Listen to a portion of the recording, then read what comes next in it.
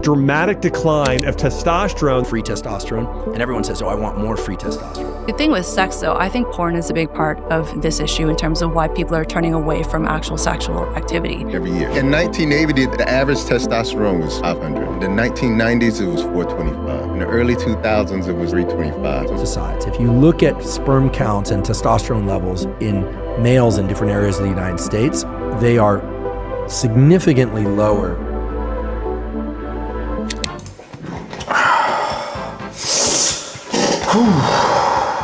Nice cherries. Oh, these cherries are, you know, nice and plump. Nothing wrong with them.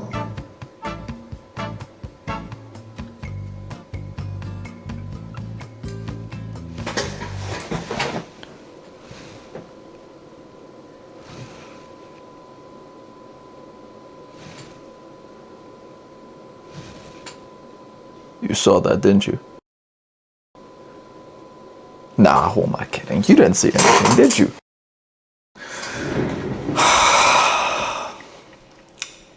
So, the balls. But for the sake of this video, we're gonna call them the cherries. Now, ladies and gentlemen, there's been an epidemic, a breakthrough, but for the wrong reason. Over the years, men's testosterone has been going down, and like a rocket, but in the opposite direction. And there's a reason. Plastics, heat, food that's considered edible, lack of physical activity, constant sitting down. What's the point of testosterone when you can just be a streamer, stream for 12 hours a day and eat pizza, while still getting paid for it, by the way? No, not that silly. It goes... Well, to say the least, social media has corrupted the young generation. Now, what do I mean by corrupted? Put it like this, yeah. Everything in this society is for a man to just become a soy boy and do absolutely nothing with his life. You take one too many hot showers, lose testosterone. You watch porn, you lose testosterone. You wear plenty of microplastics implanted into your underwear. Over time, you'll lose testosterone. The lack of bad diet and etiquette, you lose testosterone. Literally everything is just trying to pit against men and losing testosterone. So it's like this. I can either go on a ramble for, I don't know, hours, proving to you how the conspiracy theories were right, or I can prove to you how to take care of yourself and your cherries. Which one would you prefer?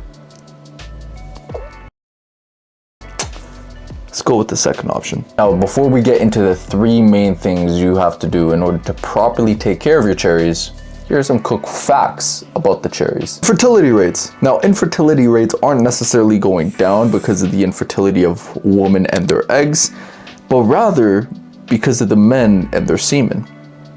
Let me explain. Now, there was an actual study that documented the infertility rates of men and how they couldn't have a child.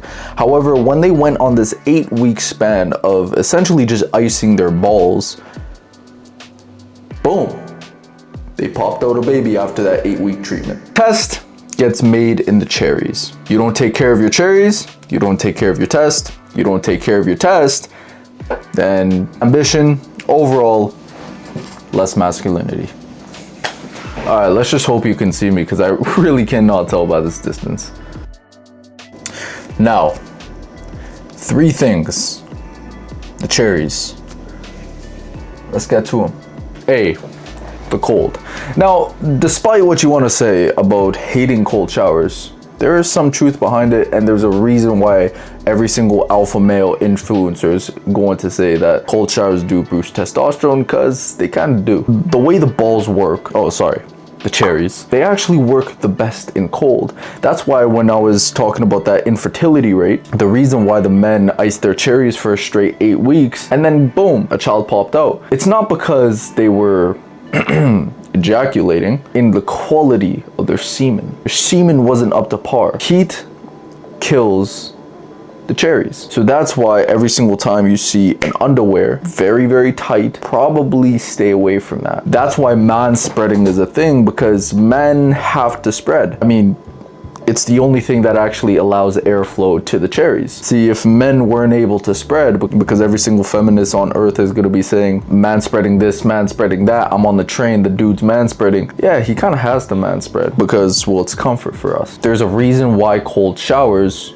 increase testosterone. It's very, very good for the cherries, Hence, it will increase testosterone and it will actually boost the semen quality, making it a lot easier to pop out a child. Remember dudes, just because you'll bust a nut doesn't necessarily mean she'll have a child. Now me personally, I like to ice my chairs every single chance I get. So whether every single morning I wake up, I take cold showers. For the most part, I have an ice pack right in that fridge right there. And I have a ice pack hidden right in that freezer just for me and my liking to ice my cherries and cool them down pretty much 2 to 3 times a day. It's very good for the test.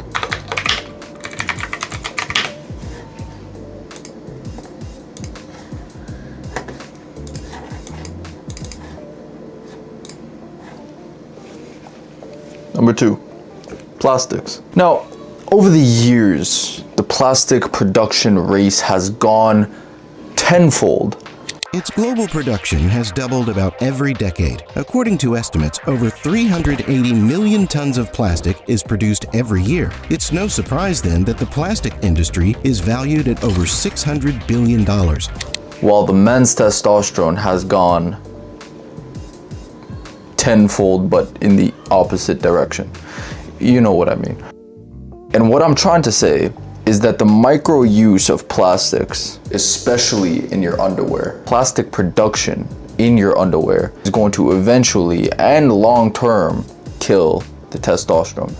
Now, obviously, we like underwear. It's very comfortable for us. At least for me, I don't like my cherries just kind of dangling out in the open wind if I just have pants on but no underwear. See, me, I like to keep it nice and simple.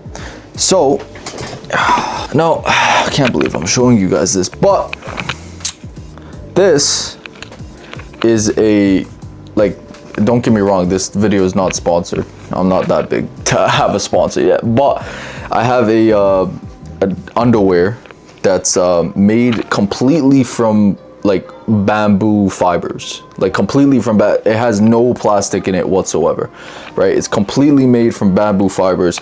Mind you, it is very expensive. So this is more of an investment rather than like just your leisurely use.